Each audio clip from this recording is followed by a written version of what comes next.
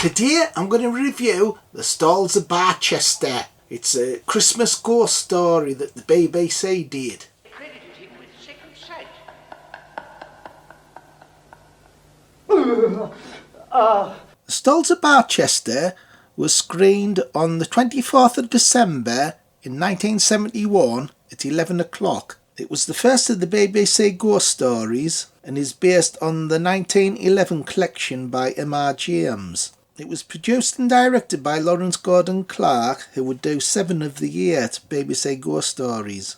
And it's the first of the character of Dr. Black, played by Clive Swift, who would also appear as the same character in the next story, A Warning to the Curious. The production was shot on 16mm film instead of video, and this created mood shots at night. It runs 45 minutes. In 1968, Whistle and I'll Come to You was made by Omnibus, and this is an unofficial Christmas ghost story. However, from 1971 to 1978, the BBC made a Christmas ghost story every year. The first 7 were directed by Lawrence Gordon Clark. The first one was The Stahls of Barchester. That was followed by A Warning to the Curious, Lost Hearts, Treasure of Abbot Thomas, The Ashtray, The Single Man, Stigma, and then the final one was called The Ice House in 1978, and that was directed by Derek Lester. That's the only one that wasn't directed by Lawrence Gordon Clark. Then there was a gap until 2005. Then the 9th production was called A View from a Hill. Eh? A View to a Kill? That's a bloody James Bond film with Roger Moore.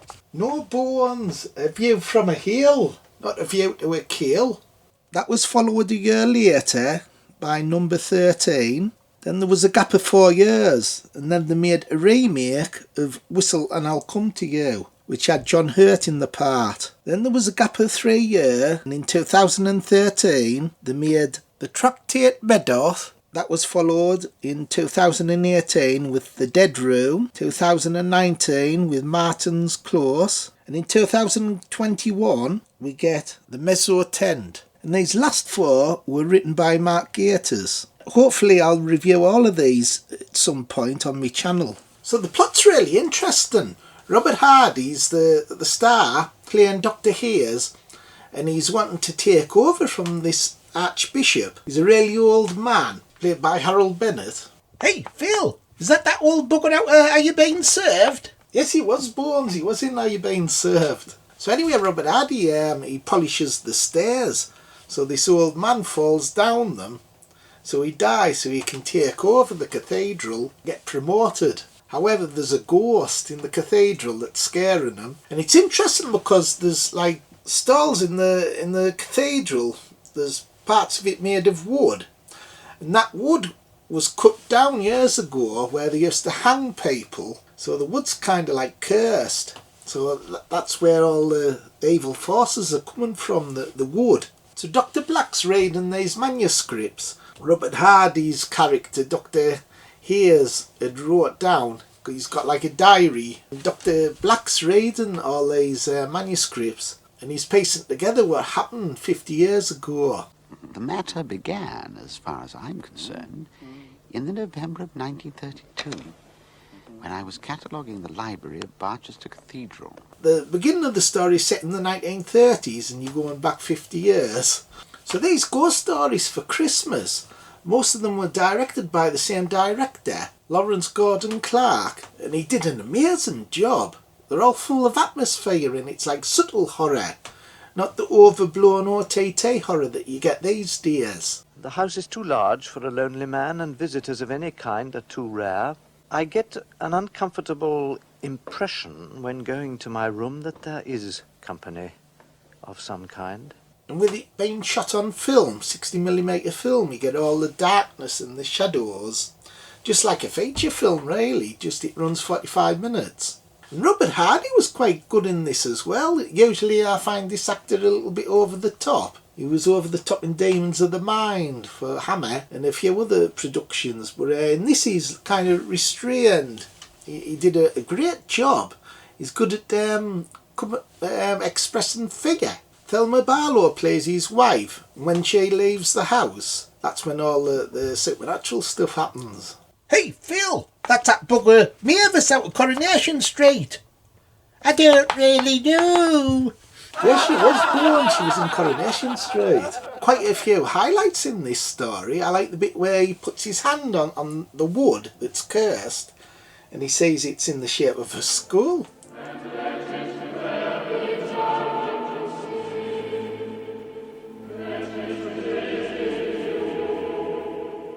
Hey, Phil, that's me when I did extra work. Were you really born as an extra in it? Yeah, you bloody believe everything I bloody tell you. I was just bloody kidding, you daft bugger. There's also a really shocking bit where you see this hand on his shoulder. That's really scary. But the most scariest bits are when he's writing in his diary. And there's a particular scene that I thought was really well done.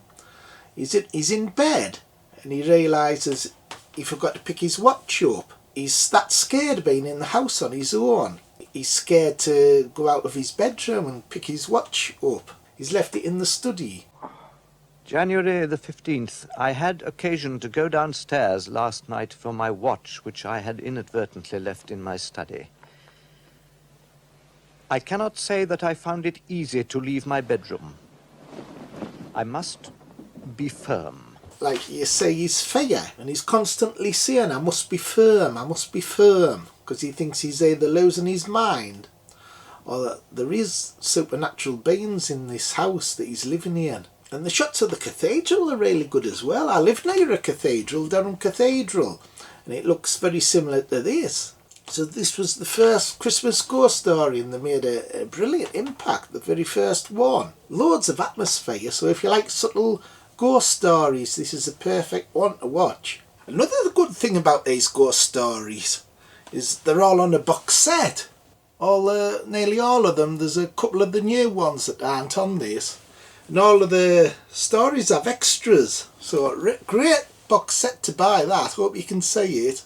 Another good thing when I was watching the DVD is you get a little introduction from the director who did these stories. And he admits that most of the success was down to the Leighton.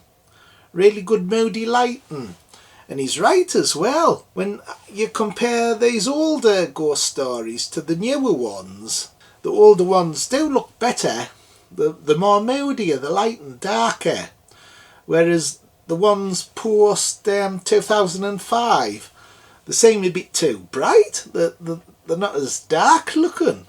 So you can really tell the difference. The older ones have a richer look. So out of 10, I'm going to give this 9. 9 out of 10. If you boys do like it, top marks, Phil. Scary as hell. Everybody bye. See you next time. Like, subscribe and share. Bye.